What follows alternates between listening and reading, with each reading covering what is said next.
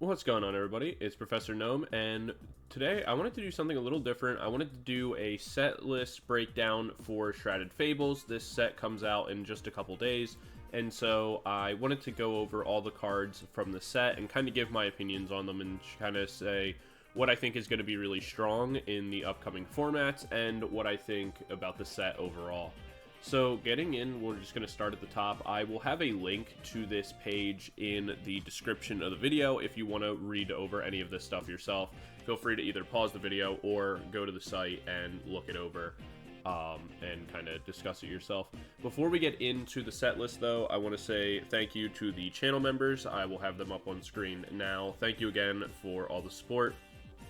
And also, if this is something that you want to see more on the channel, be sure to let me know in the description down below, or sorry, in the comments down below. Be sure to like, comment, subscribe, all that kind of stuff, and we'll get into this in just a moment.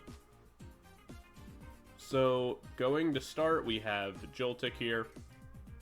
Not really anything too impressive.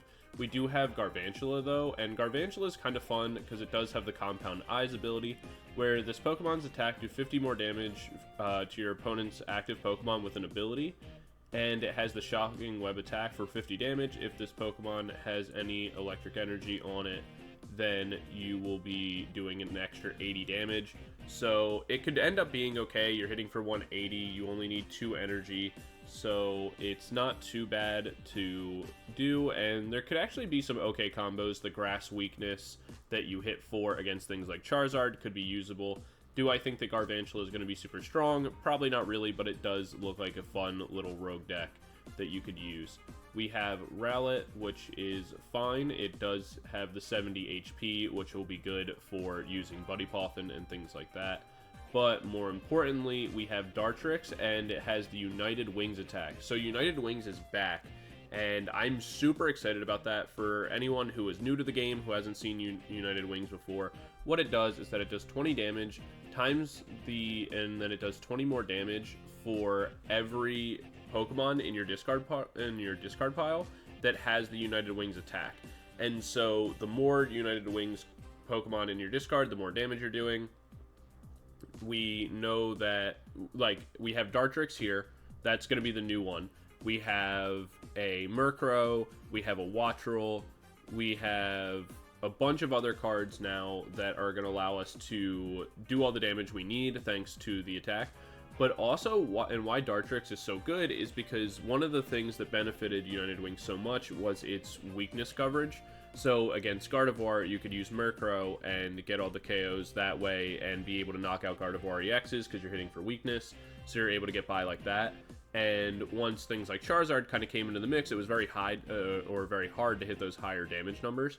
But now, thanks to Dartrix, I think you're going to be able to do that a lot more efficiently. Yes, it's going to be a little bit harder since you got to make space for your Rowlet and to be able to, like, evolve and take some time to do that. But even still, like, if there's a list that, like, if we see dark types kind of rotate out and not become as popular, though after this set I believe they will just kind of take over more, but under the like impression of the fact that, like, let's say that in the future, a couple sets down the line, dark types aren't really as relevant, that's still fine because you can still run Dartrix just to add more damage in the deck. But even for right now, having it as something that you need to make the space for the Rowlet, though that's a little bit cumbersome, it's not that bad, since being able to hit for weakness against Charizard, which is going to become more popular in the meta soon, and all the other dark types that are coming in this set, I think hitting for weakness and having Dartrix is going to make United Wings a lot stronger, and it's going to be a fantastic budget deck for a lot of players, since all the cards are typically all like commons. So yeah, I'm really excited that United Wings is back. I'm definitely going to be playing a lot of that, so be sure to look out for that video on the channel when that comes out. Then we have Decidueye, and that's much less impressive. It does 170 damage, which is, like, kind of nice, but you have to discard a Grass Energy for it to work. So overall, I wouldn't really care too much about Decidueye, but the Dartrix is really cool. Tapu Bulu is kind of fun. It does 220 damage and then does 30 to itself, which is cool, but it does have a really high energy cost. So if you're not able to kind of boost that up quickly, it's not really going to matter.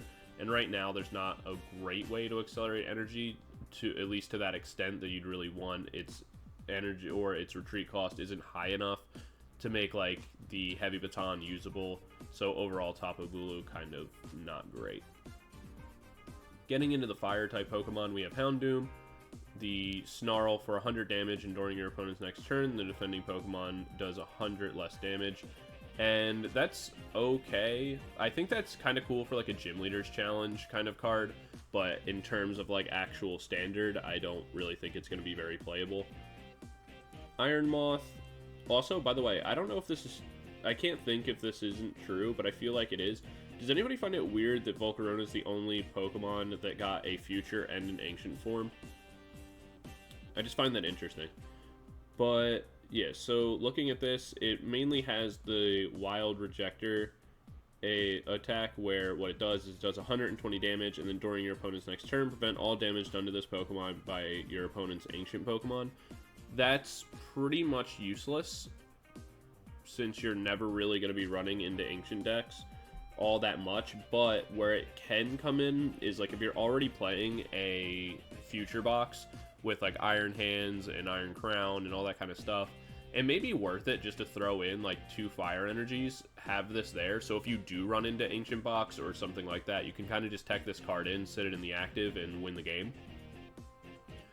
But overall, I don't really think it's going to come up too much. And the fire Pokemon for this set are very lackluster. We get 3 of them, so not super fun. Getting into the water type Pokemon though, this is kind of interesting. We have Horsey here. We obviously can use Buddy Poffin for that. That's kind of nice. We do have the Seadra, which again doesn't do too much, but really the more important thing is Kingdra EX. Kingdra EX has 2 attacks, the Royal Command, where we can put up to 3 water Pokemon from our discard pile onto your bench, which is really, really nice, because one of the things that it's going to allow you to do is it doesn't say basic. And why that's good is that it lets you cheat out Baxcalibur, since hypothetically what you could do is, like, let's say it's turn 2, right? And on turn 1 you have your Horsey down. What you can do is, like, if you have Baxcalibur in hand, you could use Irida, grab yourself like Kingdra, Rare Candy, make yourself the Kingdra, and then if you have like an Ultra Ball or a Earthen Vessel or anything you want, you can discard your Baxcalibur and then use your Royal Command, put it onto the bench, so you don't actually have to like re-evolve from Frigivax into Baxcalibur. You can kind of just cheat it out with Royal Command. You can even put 2 out on the board, so that way if one gets bossed up, you still have another option. And then from there, it really just functions very similar to Chenpao, where it has the Hydro Pump attack for 50 damage, and then it does 50 more damage for each water energy attached to your Pokemon, or onto this Pokemon. So it doesn't, you can't discard or anything like that, like Chenpao does, and it only counts for energy attached to the active Kingdra.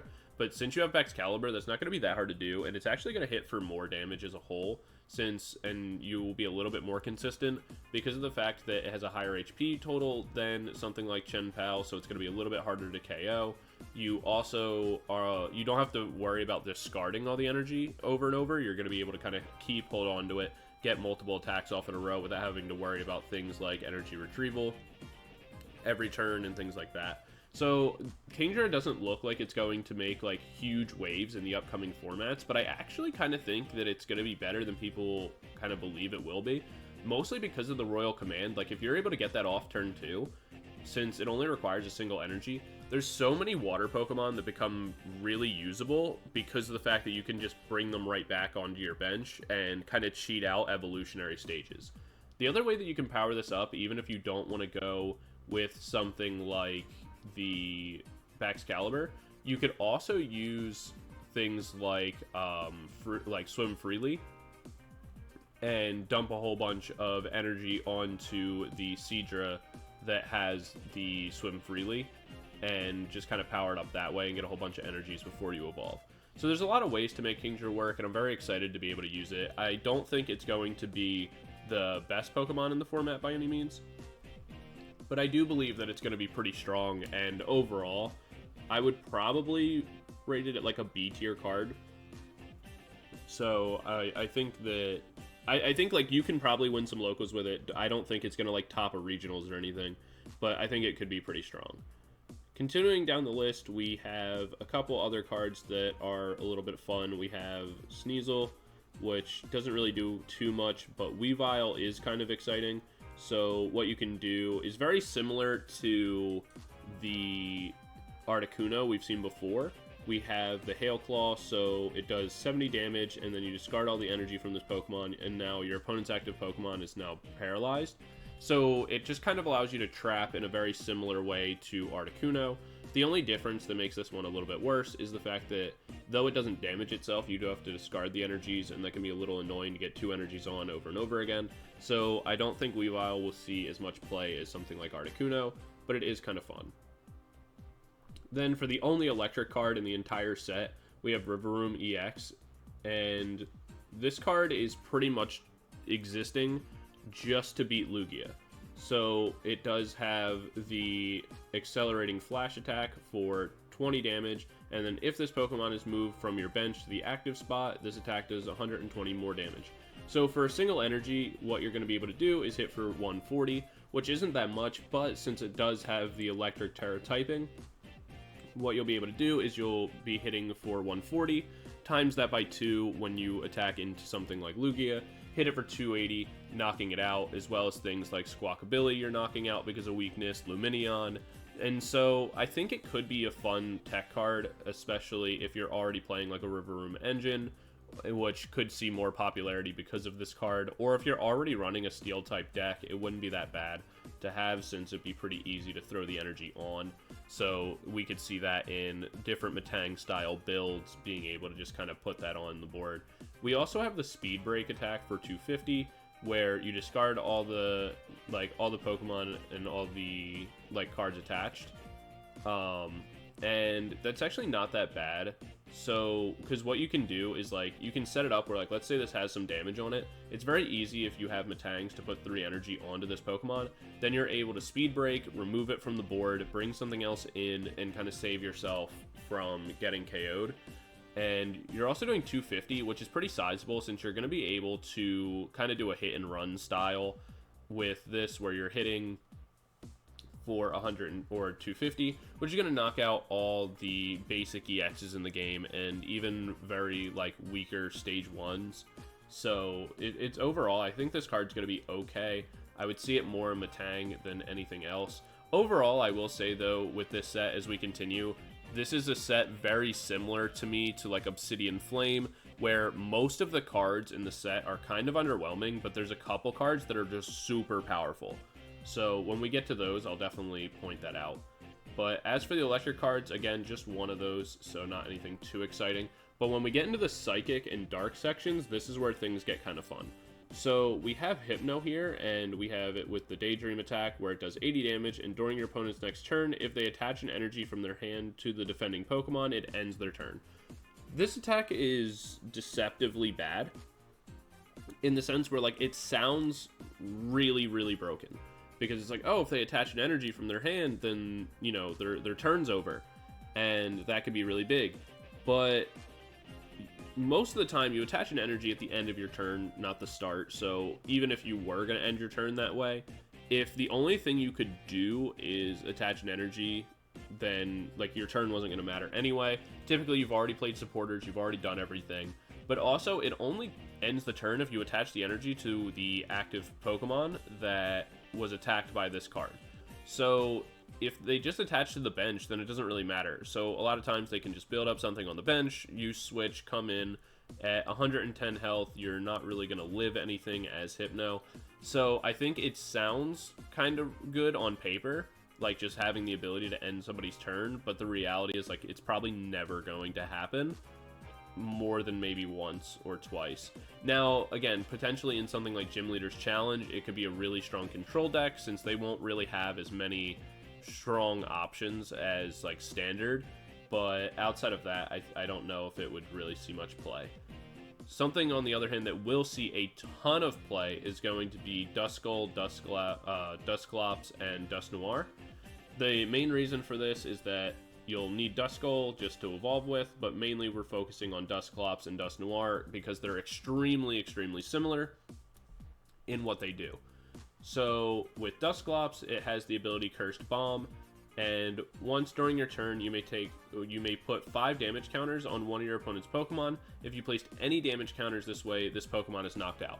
So you get to KO yourself, which, you know, in some cases is really, really strong.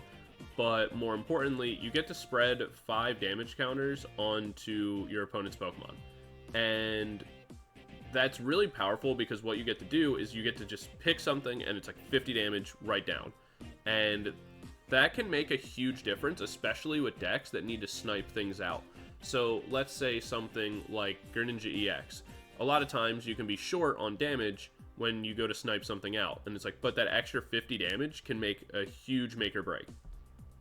More importantly, and why we see this with something like Charizard is probably going to be one of its biggest partners, is Charizard gets stronger the more that you lose prize, or like the more prize cards your opponent has taken. So you're getting to KO yourself, your opponent gets a prize card, let's say it's, you know, you're 6 prize cards apiece, you only hit for 180, which isn't really enough 9 out of 10 times. But let's say that your opponent has even just another basic EX, let's say at like 1 or like 230 HP. Well, now you can Dusclops, drop the 50 damage down, you do enough damage, you get to take the KO after the boost from your opponent having a prize card taken and the additional 50 damage. You're going to be able to KO pretty much any like basic EX in the way, or even some weaker stage ones, or be able to set up other KOs on the board for later on in the game and continue to boost yourself up. And Dusclops is okay, but really it's looking at Dusknoir, where it's the exact same thing, just better. So instead of only doing 50 damage, here we're doing 130, which is ginormous. The amount of damage that is like you're going to be knocking out Greninjas. In terms of like their Radiant Greninjas, you can just snipe them straight off from the bench. If your opponent has Barrels set up, you can just snipe them immediately from the bench. It makes things that are like opposing Charizards even at 330, you're going to be able to put them down to 200 and be able to take KOs immediately. So it makes it so, like, it makes Charizard so much stronger. And since you're already playing Pidgeot, it isn't hard to create the Dusknoir either. Since you're already playing Buddy Poffins, what I can kind of see happening coming forward is that Dusknoir, right now we see lists that are like Charizard EX, Pidgeot EX, and Dracopult EX all in one deck.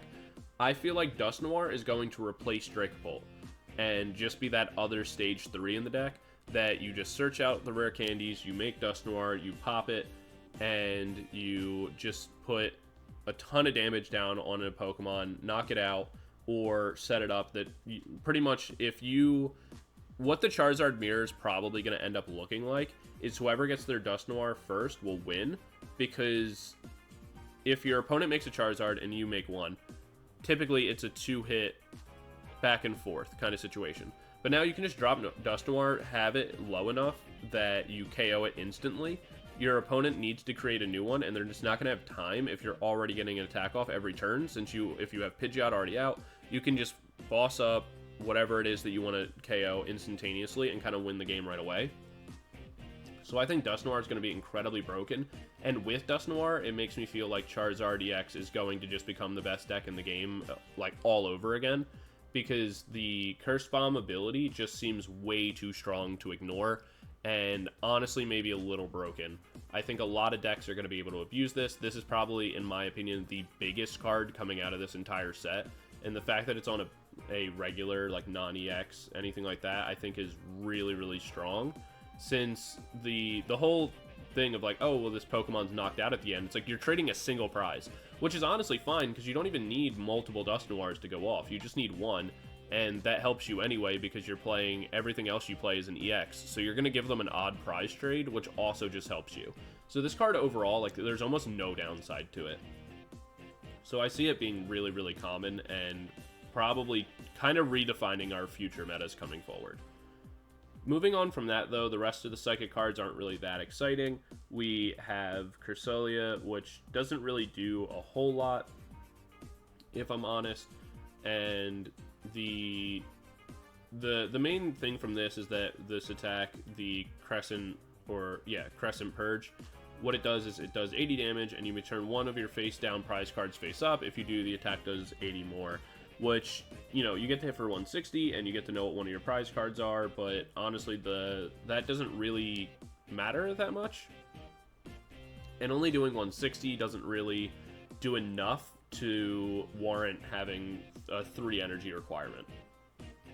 It's just not very good, and there's not really a great way to power it up either.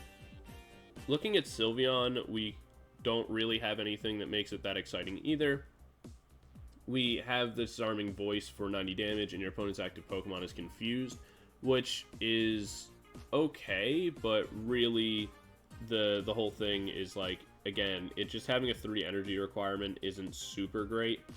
The other thing that it does have, and this could be a fun little gimmick, but I don't really think it will be very good, is the Majestic Return, where you flip a coin. If heads, choose one of your opponent's bench Pokemon, they shuffle that Pokemon and all attached cards into their deck. That could be really big when Evolutions. I know that there's some coming out in a future set. When those come out and those become better, this could be a fun little pocket card where, let's say you're up against Charizard, and they have Pidgeot out on the bench, and we know they've already used like a couple of their rare candies. You could just bring this out, and if you hit heads, shuffle the Pidgeot back into the deck, make it harder for them to kind of do anything or be able to play the game. But outside of that, I don't really feel like it's going to be very strong, and we probably won't see play from this card. Getting out of the Psychics and into the fighting types, we have the Krogunk, which is okay, but then we have Toxicroak, and Toxicroak is actually kind of fun, where it has the clean hit attack for 3 energy, 1 fighting, 2 colorless. What it does is it does 90 damage, and if your opponent's active Pokemon is an evolution Pokemon, this attack does 90 more. So we're hitting for 180. Again, the number one problem is the fact that it's 3 energy.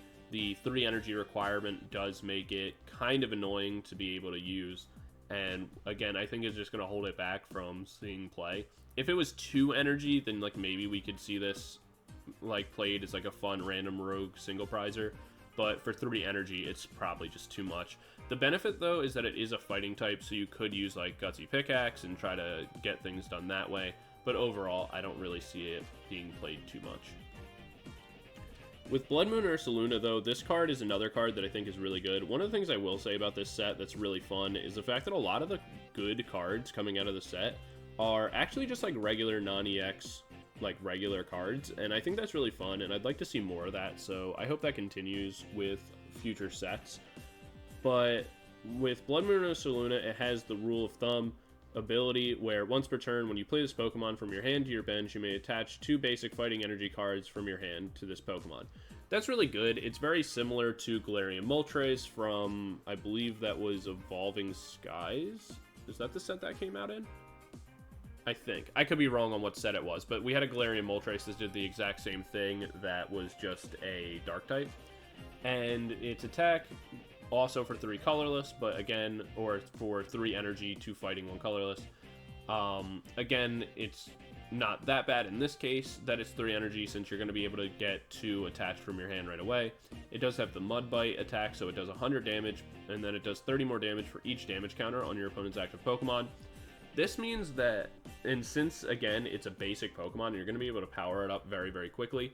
This with something like Frostlask, or comboing it with Monkey Dory, or comboing it with the Stadium card, the Swamp, or something like that. I can't remember exactly what the Stadium card is called right now.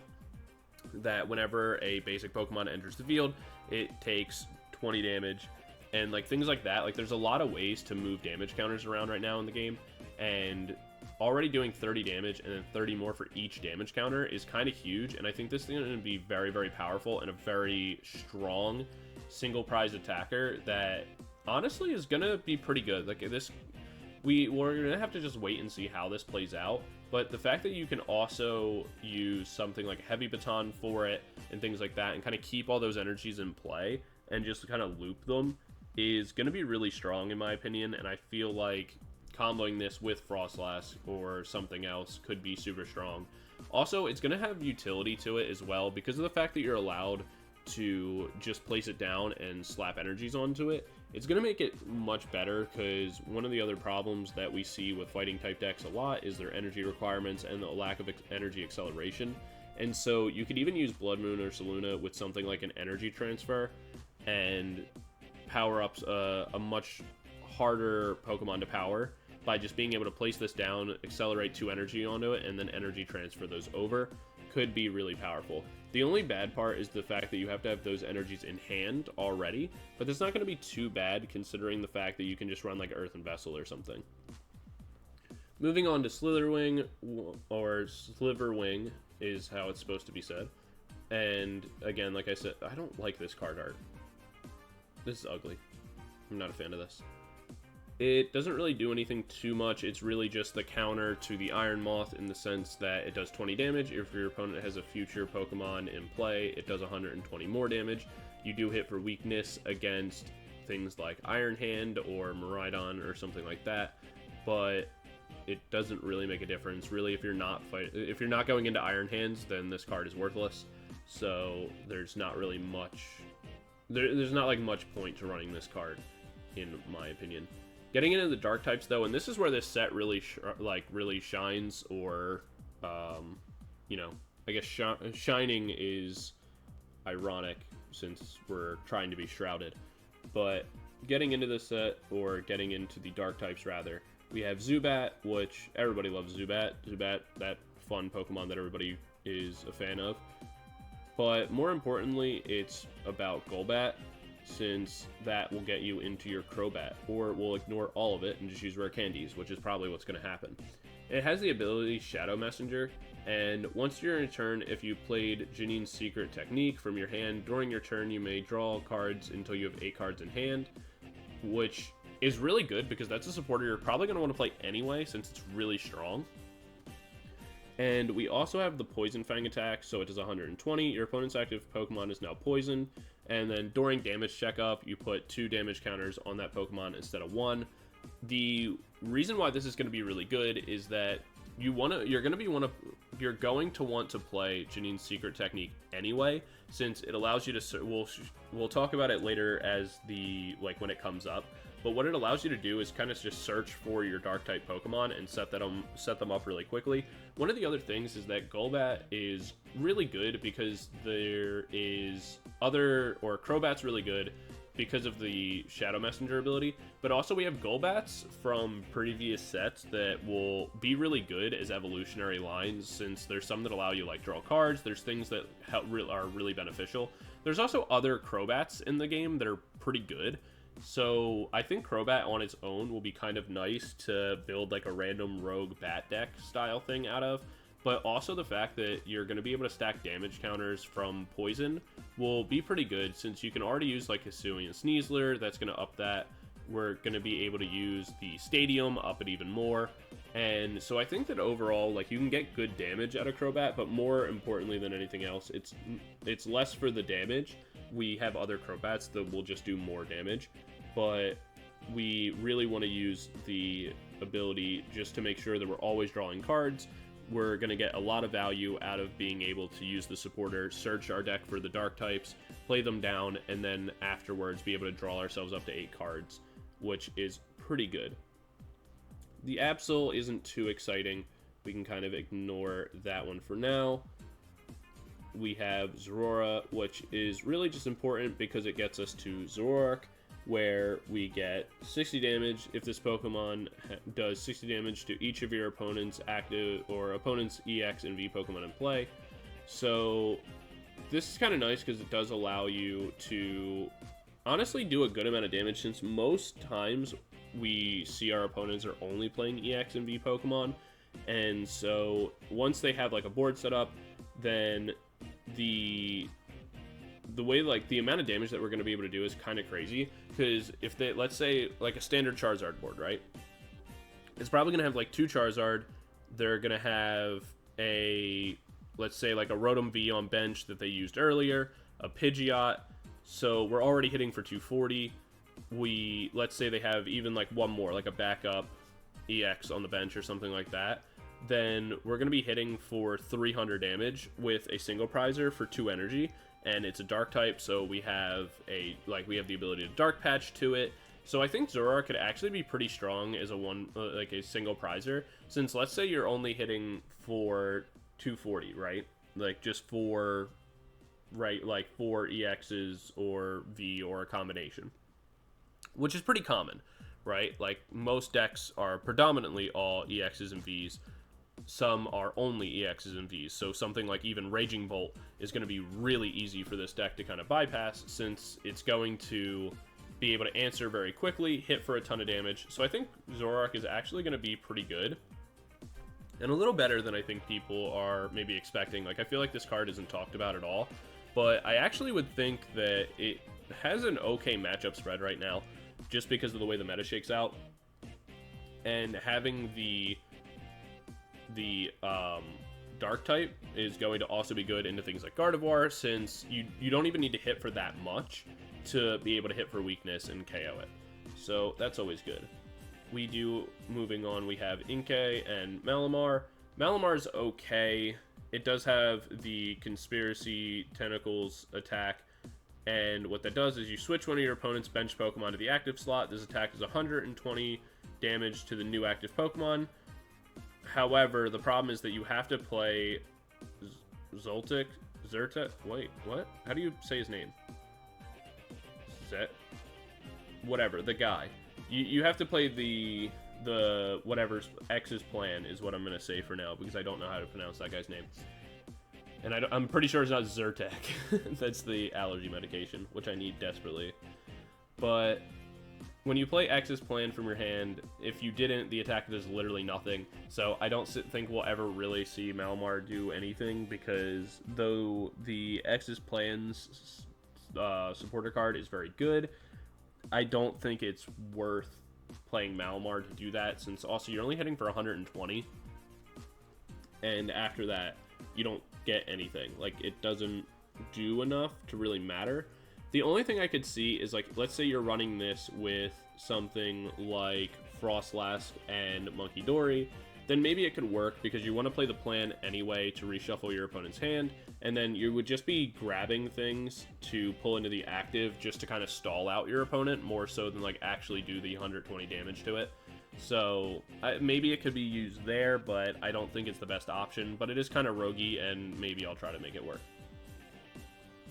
We see Yveltal. Yveltal is a really cool Pokemon, but I don't think is really going to do too much, because really what it is that you do have what? Sorry about that. That was weird. I got super tripped up just like looking at the words. So it's 1 Dark Energy, and you have Gnawing Winds, where you put 2 damage counters on each of your opponent's Pokemon that have any damage counters on it. This could be fine to use again. Like, I would probably run this card alongside the Malamar if I was playing a build with something like Frostlass and Monkey Dory, just so you can try to, like, finish off KOs or something like that.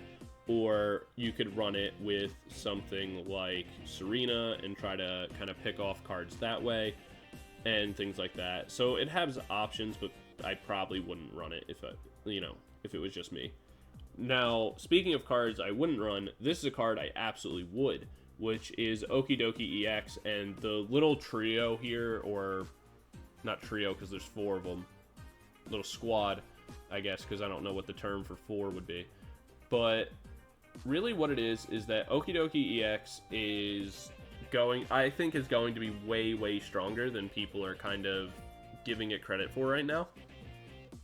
Its first attack, Poison Muscle, is not the best. It's okay, where you search your deck for up to 2 basic Dark Energy, and you attach them to this Pokemon. Then you shuffle your deck, and if you attach anything this way, the Pokemon's now poisoned. Which is like, okay, it's fine. You can use it on, your turn 1 going second if you have to. But since we have Dark Patch and many other ways to power up our Dark types, we probably won't need to do it, but it's nice to have an option. Really, the more important thing is the Crazy Chain attack, where it does 130 damage. If this Pokemon is poisoned, this attack does 130 more damage. So you're hitting for 260 just off the bat.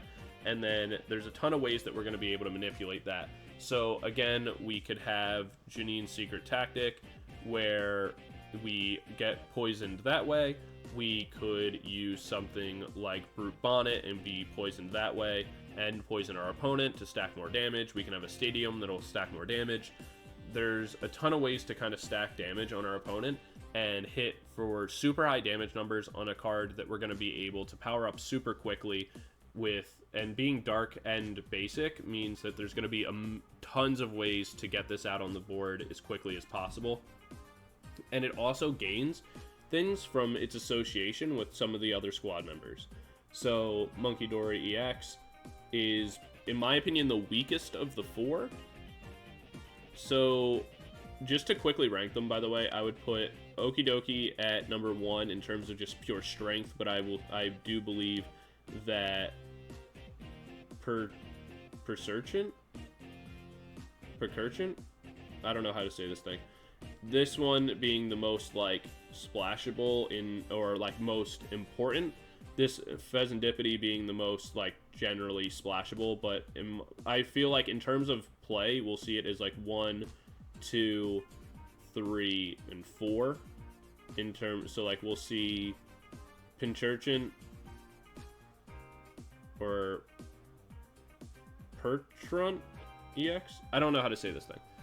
But we'll see that one the most, then Pheasantipity, and then Okie Dokie EX, and then Monkey Dory. But to go over Monkey Dory, it has the Skip a Beat ability, where if this Pokemon is knocked out by damage from your opponent's Pokemon, if you have the little goblin thing, in play, your opponent takes 1 fewer prize card, so you get to play this as kind of a 1 prize Pokemon, which is kind of nice, but I don't think it really does enough since it only hits for 190. Looking at Pheasantipity, though, where I actually think this is pretty good and splashable, it has the Take Advantage ability, where what it does is that once during your turn, if your opponent if your Pokemon was knocked out during your opponent's last turn, you may draw 3 cards. You cannot use more than 1 Take Advantage each turn. This is kind of nice just to give yourself a kind of comeback mechanic if your opponent knocks out a Pokemon, but also you don't have to be behind on prize cards. So it's just kind of a win harder Pokemon as well, because if you're already ahead and they start to get something knocked out, or let's say they Iona you, or unfair stamp you, or whatever, you have this on the board, you get knocked out, it doesn't really matter, you just draw yourself 3 more cards, kind of get yourself back into the game. So it works as a comeback mechanic, it works as a win harder mechanic. I think it's just really good and very splashable into any deck. You can get it out with Nest Ball, it's super easy to use, so I definitely see this being played a lot. And now for the final one, we have the little goblin thing with the Controlling Chains ability, where I think this is going to be really big. We'll probably see this a lot with... I think we'll probably see it with like Charizard and things like that, just as an easy way to like move things around and get switches in. But we're also going to see it obviously with Okie Dokie and a bunch of other cards. I think this card's going to be pretty popular, where what it does is that once during your turn, you may switch one of your bench Dark Pokemon, except for any of the Goblin things itself, rather, with your active Pokemon. If you do, your new active Pokemon is now poisoned, which is a trade-off, but it does give you like an instant switch, meaning that you're going to have the ability to kind of beat control decks at any given time, which is why I think it's going to be really popular with Charizard, since they already don't really play that many switch cards. This kind of just does it for them. It'll make it so you can always bring your Charizard back into the active whenever you want to, meaning that control is going to have a very hard time beating this deck, and it's going to be super easy to get out. So I think a lot of people, if you run a Dark Pokemon as a primary attacker, this card is just going to become super popular as a way to beat control. Its main attack doesn't really matter. Its attack isn't very good, but I think it's going to be run with Okie Dokie a lot because of the fact that, again, it's just an easy way to start hitting for 260. So you can always switch in your Okie Dokie. You will be poisoned, so then you can hit for 260 and just do a ton of damage that way. Moving into the Steel Pokemon, there are some interesting things to talk about. We see Genesect. Genesect is pretty cool because of its Ace Canceller ability, which does exactly what you think it does. If your opponent plays or if this Pokemon has any Pokemon tool cards attached to it, your opponent cannot play any Ace Spec cards from their hand. So it's kind of nice. I don't know if it'll see that much play, personally, since there's not a lot of Ace Specs that matter so dramatically that you want to tech this card, spend the time getting it out, putting a tool on it, and all that kind of stuff. But I could see it seeing play as A-spec cards become more popular in terms of like how strong and over dominant they are. Right now, there's not any that you really can't get past. Like Prime Catcher can be annoying, but it's not like unbelievably broken. Unfair Stamp, like maybe if you're really weak to Unfair Stamp, you would play this. Or if a deck in the future really relies on like Hyper Roma or something, I could see Genesect being good.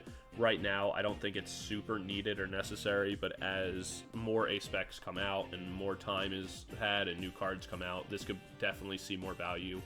Later on, we have Kufant, and that's, you know, it is what it is. It's a simple, you know, regular basic to set up for Kaparaja. Kaparaja EX is a ton of fun, but with this one, we have the Gargantuan Body. Man, being dyslexic is rough. So what the ability is that as long as this Pokemon is in the active spot, your opponent can't play any stadium cards from their hand. This is pretty good since it's not like, again, this is very similar to a lot of other cards in the set where like it's kind of cute, but I don't think it's going to be like good. But it does have an attack that can be useful where it has the Nose Lariat. It does 130 damage, and then you do 100 more damage. If you do during your next turn, this Pokemon can't attack. That only matters if you can't switch out, but being able to do 230 on a basic where, especially if you have like the Metal Lab and the Rigid Band and things like that, you're going to be doing a ton of damage. And your opponent's not going to be able to one-shot you. You're going to be able to just run like 4 copies of Switch and just keep kind of switching around your Kaparajas and things like that. And for doing that with a single prize Pokemon could actually be pretty good. So maybe this card could see play in like a random single prize deck. I don't really expect it to, but it is possible. And then we see the Vroom, which is really just so that way you have something to be able to evolve your Rivaroom with.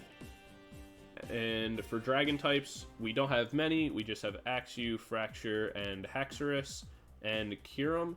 With Haxorus, this is probably the card that's going to see the most play out of these Pokemon, mostly because of the fact that it has the Dragon Pulse attack for 230 damage. You discard the top 3 cards of your deck. As a regular, just, you know, regular Pokemon, this card isn't very good. However, where it is really good is the fact that you can run this in Dragapult EX, or not Dragapult EX, in Regidrago EX, or V-Star rather, sorry. With Haxorus having, or with Regidrago V-Star being able to use Haxorus's Dragon Pulse attack, that's actually going to be huge because you want to be discarding cards anyway to get more dragons in your discard, but also just being able to hit for 230 is a great damage number. You're knocking out basic Vs, you're knocking out a whole bunch of other kind of targets, like basic Vs, basic EXs, all that kind of stuff. So just being able to hit for 230 is really good. A lot of times what ends up happening with the Regidrago V-Star is you have a lot of attacks like Dragapult and things like Goodra where you only hit for 200, and so you're ever so slightly short on getting KOs sometimes, where with Dragon Pulse you'll be able to just kind of knock things out and accelerate your game state by getting a couple more cards in the discard pile, which is really good for you. You're also going to be able to run Kyurem, and that's why these two cards, I wanted to talk about them kind of at the same time. It's going to allow you to be able to play even better with the Regidrago V-Star, since you're going to be able to use Kyurem's attack for the Trinity Frost, where you discard all energy from this Pokemon. If you do, this attack does 110 damage to 3 of your opponent's Pokemon. This is super busted because of the fact that what you'll be able to do is knock out pretty much anything that you want when you're playing against Lost Zone. And Kyurem on its own, I don't think will be very good because of the fact that it is blocked by Manaphy, and so Lost Zone players are just going to be making, like, they're just going to go ahead and make sure, even if it slows them down one turn and makes it so they can't get like all 4 Comfey out in one turn or something like that, they're just going to make sure they always have Manaphy on board to make sure that like you can't just play Kyurem, slap any energy you want onto it, and start this attack. But if you're playing against something like Regidrago, you're not really going to have the ability to do that, since if Regidrago, like, if they play Manaphy, you can just ignore it. You can start using Dracopult, knock something down, and then you can always Kyurem later to kind of secure the 3 prize cards at any time that you want once you deal with the Manaphy, as opposed to having to, like, make sure Kyurem's in the active and be able to play it. Like, you'll have access to the attack at any given time. And it's also really good not only into Lost Zone, but other matchups where, let's say, for example, you throw this in the discard pile early, and you're up against Charizard, and their board is like Pidgeot, or not even, like, let's just say it's like Pidgey and 2 Charmanders. Well, you're going to be able to knock out all 3 of those instantaneously and just kind of end the game. So if you can have a really fast game state and make sure Kyurem's in your discard pile, it makes Regidrago so much stronger, and I'm really excited to see what that deck looks like with these 2 cards in it, since I think Regidrago might actually be unbelievably powerful going forward. Like, it may be one of the absolute best decks in the game, in my opinion, but we'll just have to wait and see. As for normal cards, none of these cards are really that exciting. Persian just does, at best, 150, which isn't really worth it. Eevee's cool. We want to make sure that we have Eevees available for the future as we get better evolutions, where this one has the colorful catch, so you can search your deck for up to 3 basic energies of each of a different type, reveal them, put them in your hand, shuffle your deck. So, you know, it's going to be nice for later. We'll probably get a better Eevee at that point, but we'll see. The other thing, too, is that we do have Beware, where it does 30 damage. You can search your deck for a basic energy attached to this Pokemon, shuffle your deck. Then it has the Hammer Arm. It could be okay for Gym Leader Challenge, but that's about it. Finally, getting into the trainer cards, which is going to be the bulk of like where some of the better cards from this come, we have the Academy at Night, where once during your turn, or once during each player's turn, they may put a card from their hand on top of their deck. That doesn't really sound very good, but it actually could be. It's a way to, if you know for a fact your opponent wants to Iono on the next turn, you can guarantee yourself 1 card that's saved. But also where it's fun is it makes Macargo a little better, which I know sounds really dumb, but it actually matters a lot, because you'll be able to make sure you always have an energy to discard, so it's always going to be hitting for at least 180, which is pretty big. And it allows you to have things like Team Star Grunt, where you're going to be putting an energy on top of your opponent's deck, guaranteeing to like get that KO and hit for huge damage numbers. So I'm really excited to actually play Macargo as the, like, when this card comes out. The Binding Mochi is also huge for the Okidoki deck, where if the attacks of the poison Pokemon this card is attached to do 40 more damage to your opponent's active Pokemon. The reason why this is important is because already, if we're poisoned, our Okidoki is hitting for 260. With this, we're going to be hitting for 300, and that's then not counting any damage that we do to our opponent from them being poisoned. So we're going to be able to hit for huge damage numbers, especially, let's say that we have our opponent poisoned, and we have like Hisuian Sneasler on board, or the Stadium as well that adds damage. Then we're going to be able to pretty much one-shot anything in the game whenever we want, as long as we have these tool cards available. So I think it's going to be really strong, and it's just another reason why I think that Okidoki is going to be really good. But it doesn't even just need to work on that. There's a lot of ways to poison ourselves and another Pokemon. Again, just using like Brute Bonnet, for example. And having a tool card that just lets you do 40 more damage is absolutely huge, and I think is going to make Brute Bonnet even more viable in the future. Cassiopeia, on the other hand, is a card that I don't think will be very good, just because of the requirements in order to use it, where you can only use this card if it's the last card in your hand, which is kind of an annoying circumstance to even set up in the first place. And then, yes, it lets you search your deck for up to 2 cards and put them in your hand, but the problem is, like, whatever you're looking for probably won't outweigh the fact that after you use them, you're going to have no hand to work with. And since you're already using your supporter, it's not like you can, like, search for research or something like that and draw yourself, like, a whole new hand. So overall, I don't think it's very good. It's an interesting concept, but not one that I think is going to actually matter.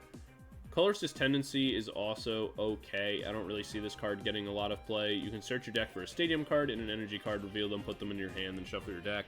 Both of those I don't think add enough value to really be useful, so I probably don't see that getting much play. We have Dangerous Laser. This is just a worse version of Hypotoxic Laser, where I don't know why they didn't just reprint that one, where your opponent's active Pokemon is now burned and confused. The main thing is, like, there's no reason to make this an A-spec. I don't even think this is strong enough that if it was a regular item, like a supporter card, it would be played that much. So the fact that it's an A-spec is, in my opinion, going to mean like this is never going to get played. The only time I could see this getting played is like if you're running Darkrai V-Star, so that way you can like maybe use it again later, and try to manipulate the fact that like it has the confusion effect. But even then, I don't really see it being worth it to play this just as itself. Looking at Janine's Secret Technique, you can choose up to 2. This is a card that mattered earlier, and I think it's a very good card, but it's a card that, like I said, it mattered earlier when we were talking about like Crobat. So you can choose up to 2 of your Dark Pokemon. For each of those Pokemon, search your deck for a Dark Energy, attach it to that Pokemon, then shuffle your deck. If you attached energy to your active Pokemon in this way, it is now poisoned.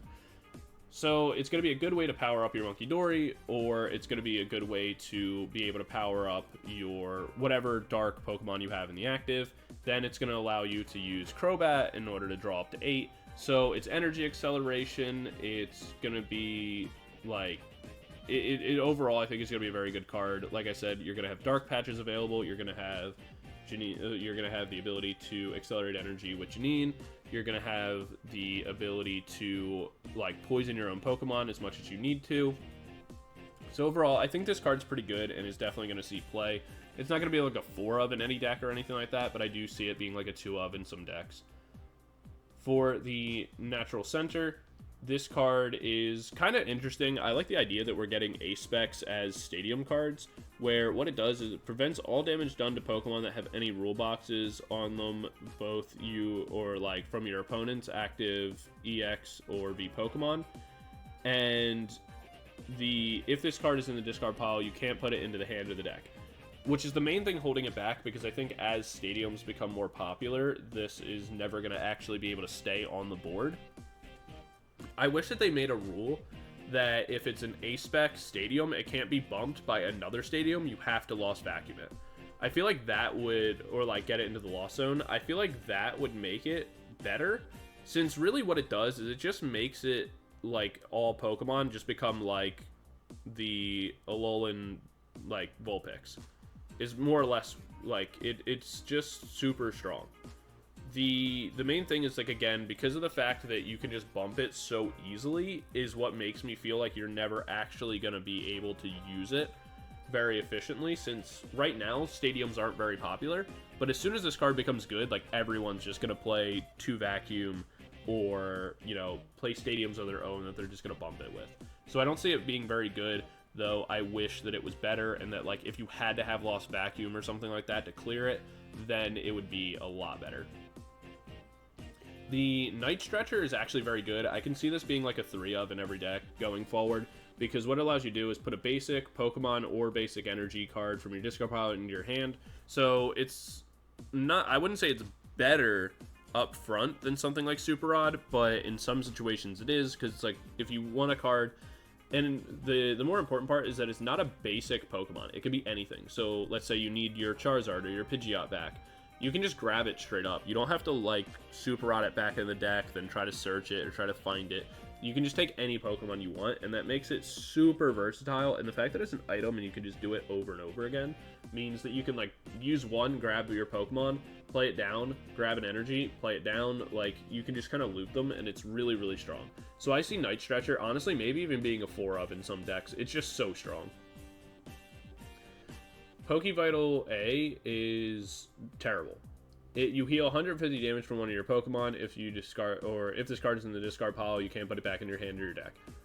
Healing 150 is great, but 9 out of 10 times you're still gonna get 2-shot if you were already attacked with something, or like cards are getting 1-shot anyway. And all the other thing is, like, even though the effect of like healing 150 isn't like bad by any means, it's just not better than all the other A specs. Like, I'm never gonna want to run this over a Prime Catcher, or I'm never gonna run this over something like, but even something like Hero's Cape or an Unfair Stamp or something like that. Like, I'm just never going to. So overall, this card's not very good, and I don't really see anyone playing it, but I hope to be pleasantly surprised. The Power Hourglass, though, is pretty interesting, where at the end of your turn, if this Pokemon this card is attached to is in the active slot, then you can attach an energy card from your discard pile to that Pokemon. I think that's going to be kind of cool for like early games and being able to power up like harder to use Pokemon. I'm not sure how much play this will see. We're just really going to have to wait to see like how fast the meta is, because this could, you know, be a little bit harder to use.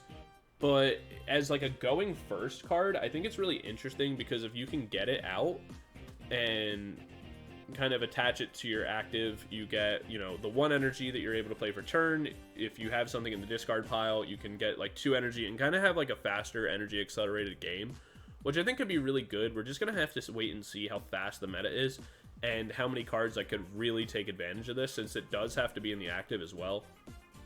We'll just kind of have to wait and see on this, but I'm kind of hopeful. I like the idea of Power Hourglass, so we'll see. The last one, we have X's Plan, and your opponent discards cards from their hand until they have 3 cards in hand. This card on paper seems really broken, but I honestly don't really think it will be. However, there's some cards that are going to take like extreme advantage of this. Obviously, control decks are going to love this card, but also simple cards like Arbok EX is going to take huge advantage of this, since when it attacks, you just have to discard 2 cards. So you're going to have a way to put your opponent at 1 card all the time. And you already run Unfair Stamp in that deck, so that's going to put them down to 0 cards. You can run 4 copies of this and make it so like your opponent's always playing like a 1 card or a no card hand pretty much all the time. So I think there's decks where this could be really unique, but I don't think it's a card that like people are just going to play like a whole bunch of copies of. Though I could see like 1 copy in each deck, kind of very similar to like Eerie or something like that. Really the thing that holds this card back is the fact that like everybody plays like Babarrel or some other similar draw card. So like even after you use this, they're just going to Babarrel back up.